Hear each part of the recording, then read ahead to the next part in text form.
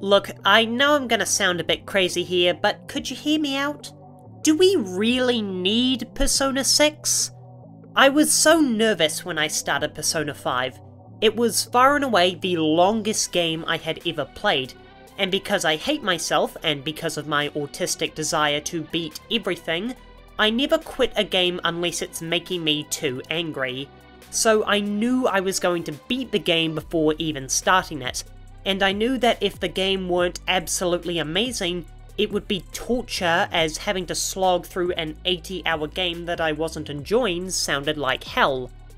But just as I had that same reservation when I started One Piece, that feeling of dread quickly fell away as I became enraptured by Persona 5's exuberant style, artistic characters, and natural yet extraordinary story. Now, is the game too long? Yes.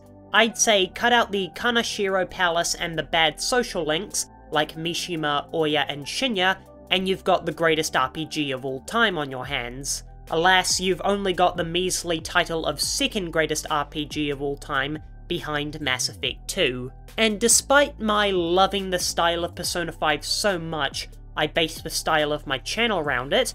If you're one of my first 100 subs, you might remember this channel was originally called I Should Write Something, in reference to the voice line that plays when you save the game. The thing that grabbed me the most was the characters, and I don't think I'm alone in that. No matter what kind of trauma you have as a Gen Z kid, there's a Phantom Thief to relate to. Were you abandoned by your friends for doing something stupid? Your favourite is Ryuji. Are you trying to follow your passion as much as possible but not seeing any success? Here's Yusuke for you. Pressure from your family to follow the dreams they set out for you? Then you must like Haru. Personally, I pushed a lot of people away from me in my youth, and now I can't socialize, so I'm a futaba. Each of these characters is bound to form some kind of emotional attachment to you, as we've all experienced hardship, and these characters go through that as well. And the catharsis of watching them say, "Screw the world, I'm me," and rip their mask off is a glorious moment. Nothing in fiction gets me more emotional than a character taking control of their life for themselves. And honestly, at the end of Royal, when I defeated Maruki and was saying farewell to these characters I'd grown closer to than almost anyone else in gaming, I didn't want to leave, despite the fact that I'd spent more time with these characters than any other in the medium. But I accepted that I had to move on from the best friend group ever put to fiction, with the one exception of maybe the Straw Hats. And then Persona 5 Strikers was announced, and I threw all that character development for myself out the window because the thieves were back and I wasn't ready to say goodbye. And then I played through Strikers, and all that camaraderie these characters share melted back into me, as all their quirks and interactions soothed my heart. And after a climactic farewell that encapsulated everything I loved about the thieves, I was forced to say goodbye to them a second time. Now I look fully ahead to Persona 6, leaving the precious memories of Yusuke, Futaba, Ryuji, and all the rest behind.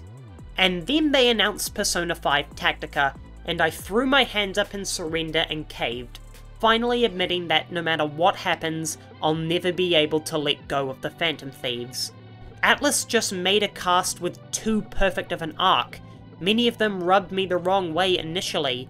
Makoto was a snitch, Yusuke was a pervert, and Ryuji was a prick.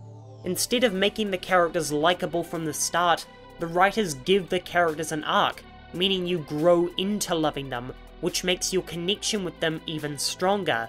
It also helps identify why I like these characters, because I can tell you precisely what won me over. And this is what worries me about Persona 6. For me personally, every time I fall seriously in love with a game like Persona 5, the sequel to that game can never live up to the original. Tears of the Kingdom, Mass Effect 3, Majora's Mask, Metroid Prime 2, and Halo 2 are all excellent games, but they're all the sequels to some of the best games of all time, and I always think of them as second best.